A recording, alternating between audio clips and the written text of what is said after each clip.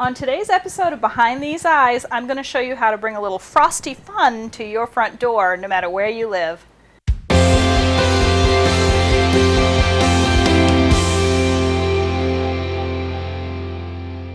As a transplanted New Englander, I do not miss snow in any way, shape, or form now that I live in the South. But I do sort of miss some snowmen here and there. So I thought of this clever way to add a little fun Mr. Snowman to my front door for this winter's display. I started with a smooth foam disc, and these come in several different sizes, so you can make a big snowman or you can make a small snowman depending upon the size of the space you want to display him in. And I covered it with Snow-Tex. This is a Deco-Art product, and it comes in a glittered version or this plain version, which I just kind of like the plain a little bit better. I'm not much of a glitter girl, and it comes in different size jars too, depending upon the size of the project you want.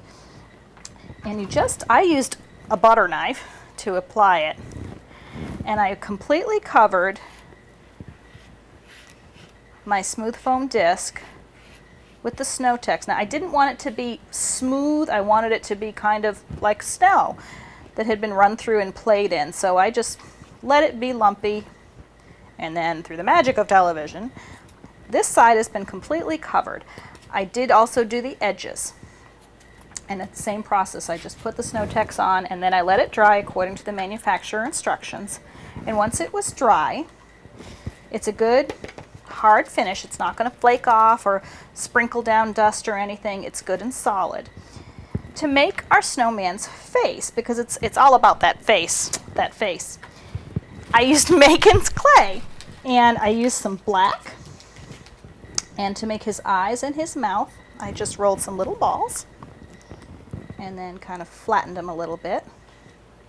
I didn't want them to be perfect circles because they're supposed to sort of be like stones or pieces of coal, like they used to make snowmen's eyes and noses out of up north in the old days. And I made 2 eyes, and I think I made 6 pieces for his mouth, and I glued those on with Beacon's 3-in-1 adhesive. You could use tacky glue too, that would also work. And you can glue them on when they're still wet or they're dry. It'll work either way. To make his nose, because every snowman, it's got to have a carrot nose. Macon's clay has lots of colors, but they don't happen to have a dark orange like a carrot orange. Now you can mix clay to clay to make a new color, or you can add acrylic paint. And that's what I did to get this great orange tone to make my carrot, was I mixed white Macon's clay with some of this Deco-Art Americana, it's paprika. And I love, it's kind of an orange without being a super bright orange, but it's got a great autumny feel to it. And you just mix it in the clay, and you get custom colored clay. I rolled it into a bit of a carrot shape, added a few lines for texture, and then I let that dry. I did let that dry before I mounted it, because I mounted it at an angle on my snowman so it would have a little bit of dimension. I put my adhesive on the back, and then I actually propped a pencil underneath it so that when it dried, it would dry with a little bit of an angle. And if I'd have mounted it when my nose was still wet, it might have kind of drooped down a little bit and my carrot would have looked a little funny. So I did let that piece dry first. So now we've got his face, but he's got to have a hat, right? Well, traditionally, Mr. Snowman has a top hat, but when you don't have any black felt, you have to think outside the box, which is why I created a toboggan. That's what they call them in the South. Up north, the toboggan is a sled, but down south, it's a hat. Who knew? Now, depending upon the size of your snowman head, it's going to depend on the size of your toboggan. I cut 2 pieces of felt that would fit over the top of my disc to be the base of his hat. Now, I wanted it to have some dimension and puff to it, so I actually filled it, move that out of the way, with some fiberfill. And I used my 3-in-1, and I went ahead and I added just around the edges. I glued my 2 pieces together. You could do this with any color felt that you happen to have on hand. And I forgot to mention, I did leave a little hole right here, and I'll show you what I'm going to do with that in a minute.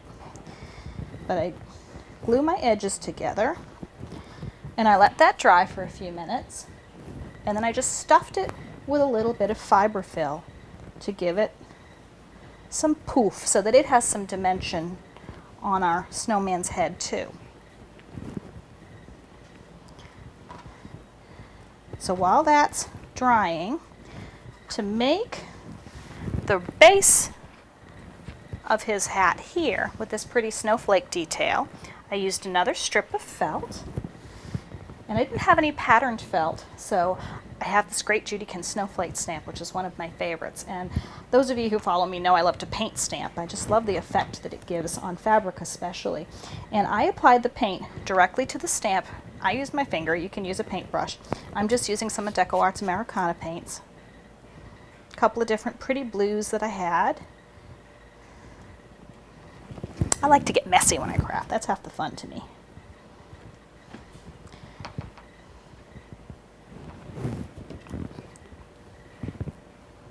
But you can use a brush if you don't want to get your fingers all nasty like me. But you just want to, you don't want to lose the details and get it too puddly, but you want to coat your stamp evenly. And then just stamp directly, pressing down good to transfer onto your felt. I pressed a little too hard there, but you get the effect. And then I alternated my colors, and I let that strip dry. We'll pretend it's dry. I glued with my 3-in-1. I tucked my hat over my snowman's head. And I glued it down on the underneath. Right here I put my 3-in-1, flipped it, there goes my nose because I didn't glue it on, and also glued it on the back. Then I took my stamped piece, and again using my 3-in-1, I glued that around, wrapping it around the sides a bit. Look, you can see it a little bit better on this big piece, so that it looks like it's sitting on his head. But his toboggan needed a little something more. When I was growing up, all of our hats, as we called them in Maine, had pom-poms. The easiest way ever to make a pom-pom is with your fingers. Just wrap a whole bunch of yarn that matches your color around 2 or 3 of your fingers, depending on how big you want your pom-pom to be. And then pull that loop off. Tie it good and tight.